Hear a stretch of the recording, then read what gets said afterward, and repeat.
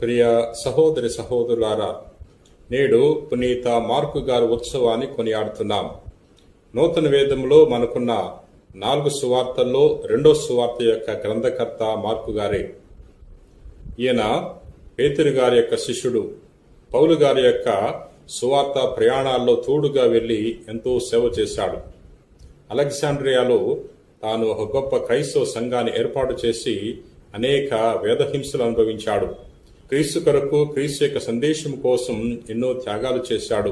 చివరికి వేదసాక్షి మరణం పొందుకున్నాడు. ప్రియ సహోదరి సహోదర, ఇటువంటి గొప్ప సువార్థికుణ్ణి ఈరోజు మనం స్మరించుకుంటున్నాం.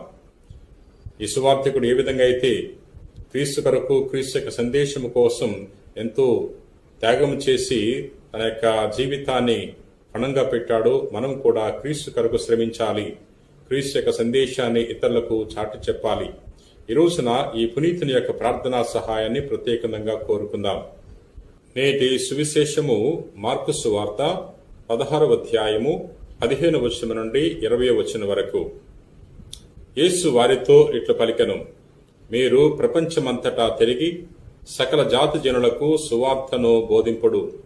విశ్వసించి జ్ఞానస్నానం పొందువాడు రక్షింపబడను, విశ్వసింపన వానికి దండన విధింపబడను. విశ్వసించువారు ఈ అద్భుత శక్తులను కలిగియుందురు. నా నామమున దయ్యములను వెళ్లగొట్టెదరు, అన్య భాషలను మాట్లాడెదరు, పాములను ఎత్తిపట్టుకొందరు.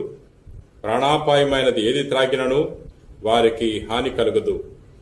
రోగులపై తమ హస్తములు ఉంచిన వారు ఆరోగ్యవంతులగుదురు. ఈ విధముగా ప్రభువైన యేసు వారితో పలికిన పిదప పరలోకమునకు కొనిపోబడి దేవుని కుడి ప్రక్కన కూర్చుండెను. పిదప శిష్యులు వెళ్లి అంతటా సువార్తను ప్రకటించరి.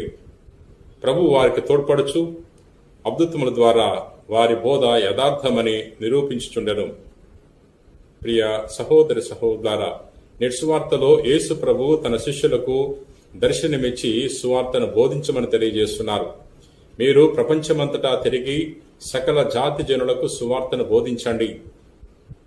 ఎవరెవరైతే విశ్వసిస్తారో వారందరూ కూడా రక్షింపబడతారు. ఎవరెవరైతే విశ్వసింపరో అటువంటి వారు దండనకు గురవుతారు అనే విషయాన్ని తెలియజేస్తున్నారు.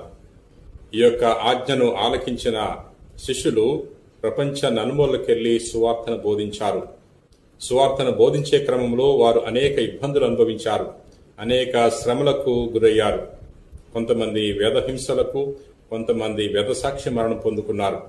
పునీత థోమాసు గారు భారతదేశానికి వచ్చి భారతదేశంలో సువార్తను బోధించాడు. సువార్తను బోధించే క్రమంలో తాను వేదసాక్షి మరణం పొందుకున్నాడు. ప్రియ సహోదరి సహోదరులారా, అనేక మంది ఐరోపా గురువులు మరియు మఠకన్యలు భారతదేశానికి వచ్చి సువార్తను బోధించారు.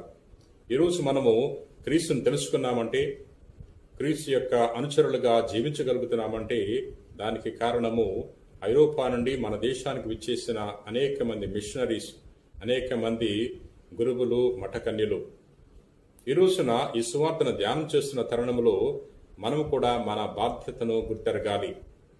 అలనాడు యేసుక్రీస్తు ప్రభువు తన శిష్యులకు ఏ విధంగా అయితే ఆజ్ఞాపించాడో, ఈ రోజున ప్రభువు మనకు కూడా ఈ ఆజ్ఞను జారీ చేస్తున్నాడు. మీరు కూడా సువార్తను బోధించండి, ప్రపంచ నలుమూలకెళ్లి సువార్తను బోధించండి అని ప్రభు తెలియజేస్తున్నాడు. మనం కూడా మన జీవితంలో క్రీస్తు యొక్క సందేశాన్ని ఇతరులకు చాటి చెప్పాలి.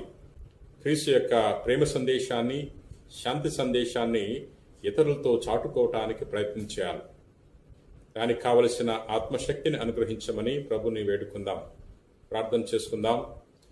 ప్రేమ కలిగిన ప్రభువా, దయగలిగిన సర్వేశ్వర, ప్రభువా, నేడు పునీత మార్కు గారి యొక్క ఉత్సవాన్ని కొనియాడుతున్నాం.